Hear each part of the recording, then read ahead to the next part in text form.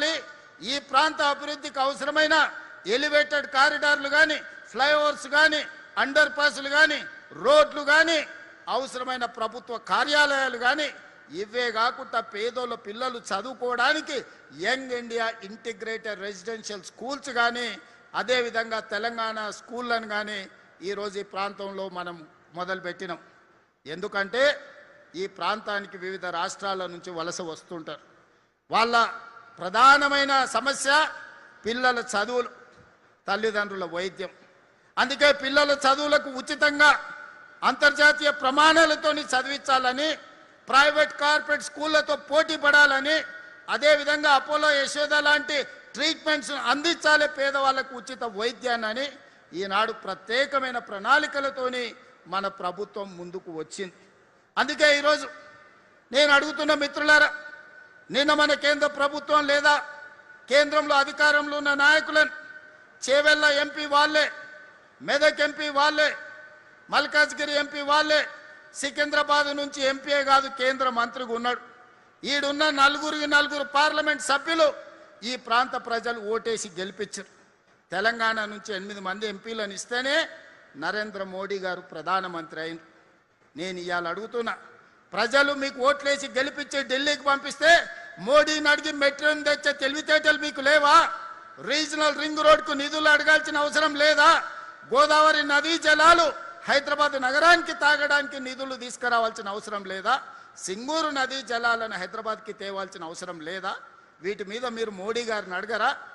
మూసీ నది ప్రక్షాళన కోసం కేంద్ర ప్రభుత్వం నుంచి అనుమతులు తీసుకురమ్మంటే అది చేత కాదు. కానీ ఈడుండి పొంకనాలు కొడుతున్నారు. ఆయన పెద్ద మనిషి కిషన్ రెడ్డి వెనకటికి ఎవరో చెప్పిండంట, పొంకనాలు పోసిగానికి 3 ఎడ్లుంటే 36 దొడ్లున్నాయని. అయ్యా కిషన్ రెడ్డి, నువ్వు ఎంత మొనగానువో ఎంత లడాయికోతో తెలంగాణ వాళ్ళందరికీ తెలుసు. నీ తెలివితేటలు ఆపేయి. మోడీ గారిని అడుగు, ప్రాణహిత చేవెళ్ల మీద తుమ్మిడేటి ప్రాజెక్టు మహారాష్ట్ర ముఖ్యమంత్రి మనతో చర్చించడానికి రాకుండా అడ్డుపడుతున్నది మీరు కాదా? ఈరోజు గోదావరి నుంచి ఈ నగరంలో విస్తరిస్తున్న జనాభాకు 20 టీఎంసీల తాగునీళ్లు తేవాలని పనులు ప్రారంభిస్తే ఆ నిధులు రాకుండా అడ్డుకుంటున్నది మీరు కాదా? ఇవాళ సింగూరు జలాలను నగరాన్ని దాహార్తం తీర్చడానికి ప్రయత్నం చేస్తుంటే అడ్డుపుల్ల పెట్టింది మీరు కాదా? ఈరోజు నరేంద్ర మోడీ గారు సబర్మతి రివర్ ఫ్రంట్ కట్టుకుంటే అబ్బా ఆహా ఓహో అని నువ్వు డప్పు కొడతావట్టి ఆయనకు.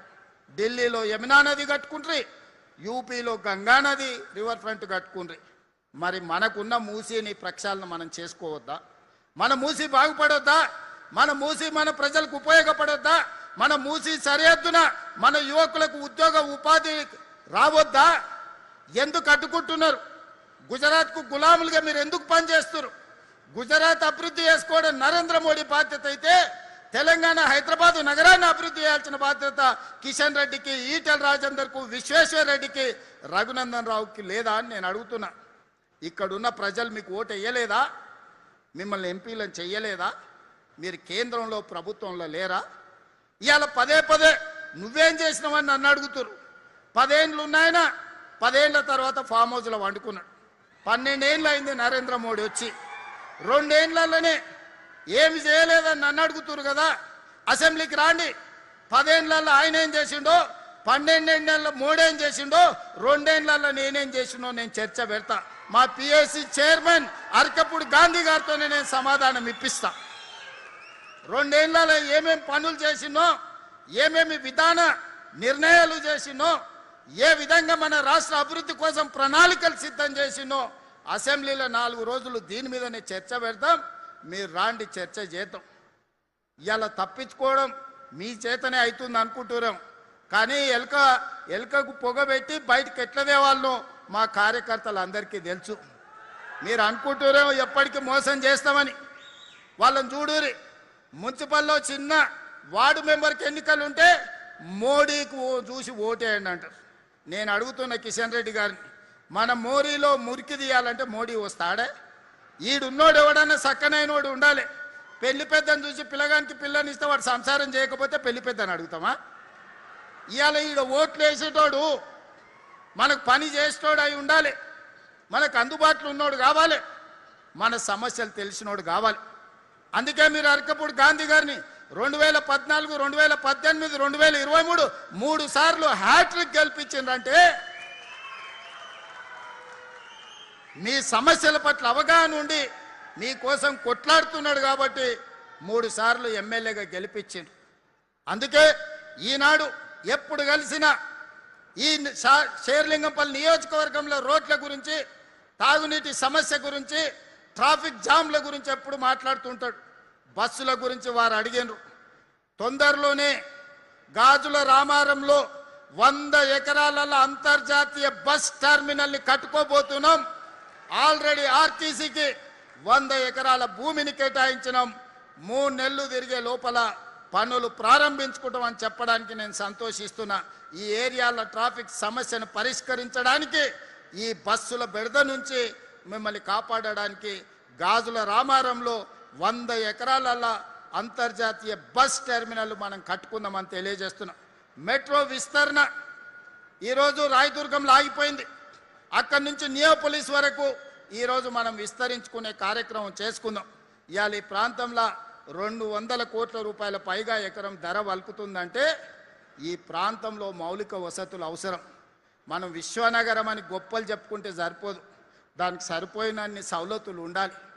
ఆ సౌలతులు చేయాల్సిన బాధ్యత ఈ ప్రభుత్వం మీద ఉన్నది.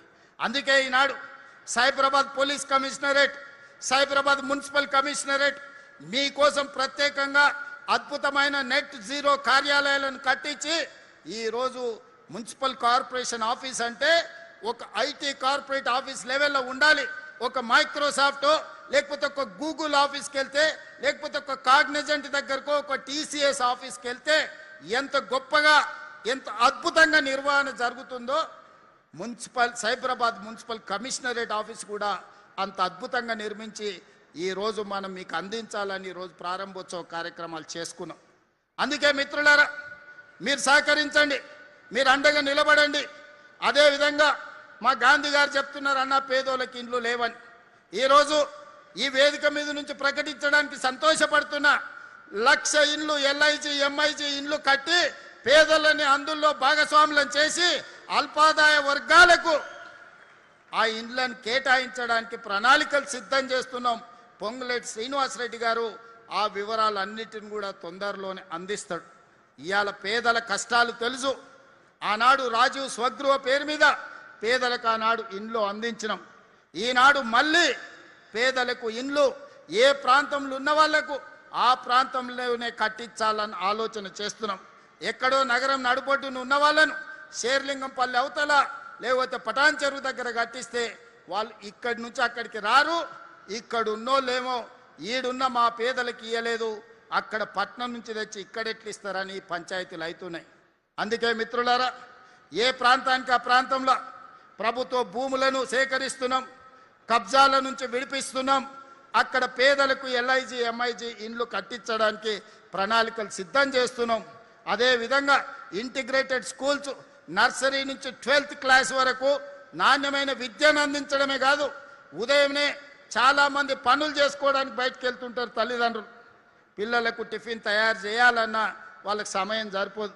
అందుకే మా అక్కలకు అండగా నిలబడడానికి మీ పిల్లలకు ఉదయం పాఠశాలల్లో బ్రేక్ఫాస్ట్ ఇవ్వడమే కాదు, ప్రతిరోజు పాలు ఇవ్వాలి, రాగి జావా ఇవ్వాలని ఈరోజు ప్రణాళికలు సిద్ధం చేస్తున్నాం.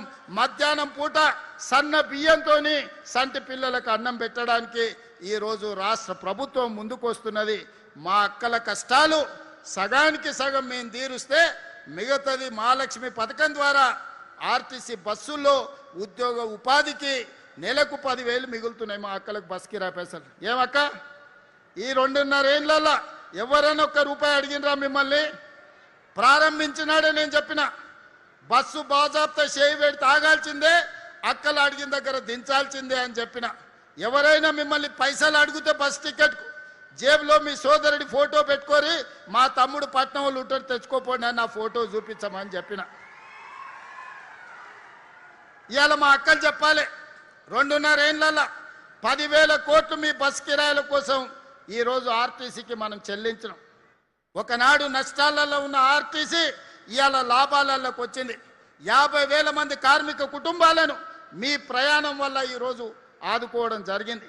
పెట్రోల్ బంకులు ఇచ్చినాం.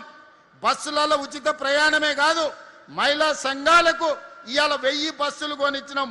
మీరు బస్సు యజమానులుగా ఇవాళ ఆడబిడ్డలు ఆర్టీసీకి బస్సులను పెట్టారు. అదాని అంబానీలు సోలార్ విద్యుత్ అంటారు. ఇవాళ 1000 మెగావాట్లు మా అక్కలకి ఇచ్చినాం. అదాని అంబానీలతో పోటీ పడుతున్నారు. ఇవాళ పెట్రోల్ బంకులు అంటే రిలయన్స్ అంటారు, కానీ మా అక్కలకు పెట్రోల్ బంకులు ఇచ్చినాం నడిపించుకునే విధంగా. అంతెందుకు, హైటెక్ సిటీ, మైక్రోసాఫ్ట్, ఇన్ఫోసిస్, విప్రో, కాగ్నిజెంట్, లేకపోతే గూగుల్ లాంటి సంస్థలు హైటెక్ సిటీ చుట్టుముట్టుతో ఇవే కదా. ఇందిరా మహిళా శక్తి స్టాల్స్ 3.5 ఎకరాలల్లా 150 స్టాల్స్ 1000 కోట్ల భూమి ఆడబిడ్డలకిచ్చి ఐటీ కంపెనీలతో పోటీ పడే విధంగా అమెజాన్ వెబ్సైట్లో మా ఆడబిడ్డలు తయారు చేసే ఉత్పత్తి వస్తువులను ఈరోజు ఆన్లైన్లో అమ్మే ఆత్మగౌరవం మా ఆడబిడ్డలకు వచ్చింది. నేను ఆనాడే చెప్పిన, 1 కోటి మంది మహిళల్ని కోటీశ్వరులను చేసే వరకు నిద్రపోయేదే లేదు. ఆడబిడ్డ అంటే కోటీశ్వరాలు కావాలి, కుటుంబ సభ్యులను కాపాడుకోవాలి అని ఈరోజు ప్రణాళికలు సిద్ధం చేసినాం. 2034కు $1 ట్రిలియన్ ఎకానమీకి తెలంగాణ రాష్ట్రాన్ని తీసుకెళ్ళాలి. 2047కి $3 ట్రిలియన్ ఎకానమీ ముందుకు వెళ్ళాలి అని ప్రణాళికలు చేసినాం. అక్కడికి వెళ్ళాలంటే మా ఆడబిడ్డలు 1 కోటి మంది కోటీశ్వరులు కావాలి. ఇవాళ ఆడబిడ్డలకు అండగా నిలబడే ప్రభుత్వం ఇది. ఆడబిడ్డల ఆశీర్వాదంతో ఏర్పడ్డ ప్రభుత్వం ఇది. అందుకే ఈ ప్రభుత్వంలో మొదటి ప్రాధాన్యత ఆడబిడ్డలకు ఉంటుంది, రెండో ప్రాధాన్యత మా నిరుద్యోగ యువకులకు ఉంటుంది. అందుకే young India skills university, young India sports university, young India integrated residential schools పెట్టి సంవత్సరానికి 27,000 కోట్ల రూపాయలు పేదల విద్య కోసం ఖర్చు పెడుతున్న ప్రభుత్వం, 8% నిధులు ఇచ్చిన ప్రభుత్వం దేశంలోనే తెలంగాణ ప్రభుత్వం అని ఈరోజు నేను గొప్పగా చెప్పదలుచుకున్నా. అందుకే ఈనాడు కిషన్ రెడ్డి గారికి, చంద్రశేఖరరావు గారికి నా విజ్ఞప్తి ఒక్కటే, చేతనైతే సహకరించండి, మీ అనుభవంతో సూచన చేయండి. లేకపోతే మీ అబద్ధాలతో, మీ అవినీతితో, మీ అహంకారంతో ఈ తెలంగాణ అభివృద్ధిని అడ్డుకోకండి. మీ చీకటి ఒప్పందాలు, మీ గూడు పుటానీలు తెలంగాణ యువత గమనిస్తూనే ఉన్నారు. ఇవాళ ఎప్పుడు అభివృద్ధి కోసం నేను పోయి ఢిల్లీలో కలిసి వచ్చినా 3 రోజుల తర్వాత కిషన్ రెడ్డి పోయి కలుస్తాడు. నేను ప్రధానమంత్రిని కలిస్తే వెనకంగానే ప్రధానమంత్రిని కలుస్తాడు. నేను అర్బన్ డెవలప్మెంట్ మినిస్టర్ని కలిస్తే 3 రోజుల తర్వాత కలుస్తాడు. నేను రైల్వే మినిస్టర్ని కలిస్తే 3 రోజుల తర్వాత పోయి కలుస్తాడు. నేను కలుద్దాం రమ్మంటే రాడు. నేను కూర్చొని వాళ్ళని ఒప్పించి మెప్పించి ఒక దారిలోకి పట్టుకొస్తే మన మంచి కాసిన పాలలో ఉప్పేసినట్టు పోయి చెప్తాడు, నువ్వు ఇస్తావు అంటే ఆయనకు పేరు వస్తుంది, మళ్ళీ వాళ్ళ ప్రభుత్వం వస్తుంది, నువ్వు చెయ్యకని పోయి కాళ్ళలో కట్టబెడుతుంటాడు ఈ కిషన్ రెడ్డి. ఇట్లాంటి బుద్ధులు మానుకోండి కిషన్ రెడ్డి గారు. ఈ తెలంగాణ ప్రజలు గమనిస్తున్నారు. తెలంగాణ అభివృద్ధికి అడ్డం పడ్డావంటే, తెలంగాణ అభివృద్ధికి అడ్డం పడ్డానికి పుట్టగతులు లేకుండా తెలంగాణ రాష్ట్రంలో ప్రజలు తీర్పిస్తారు. మళ్ళీసారి మీరు ఒక్కరు కూడా బతికి బట్టగట్టి ఢిల్లీకి ఊరు. అందుకే ఈనాడు ఇంత మంచి కార్యక్రమం, అభివృద్ధి కార్యక్రమాల్లో భాగంగా మీరందరు ఇక్కడికి వచ్చిండ్రు. మీ ఇప్పటి వరకు గాంధీ గారు చాలా ఇంకా చిట్టా చదివేండు. నేను ఒక మాట ఇస్తున్న వారికి, ఒక్కొక్కటిగా కాకుండా 6 నెలల ఈ పనులన్నీ ఒక కొలిక్కి తీసుకురండి, మళ్ళా 6 నెలలకి ఇక్కడికి వస్తా, నువ్వు అడిగిన అన్నీ ఇచ్చే బాధ్యత నాది. ఎందుకంటే ఆనాడు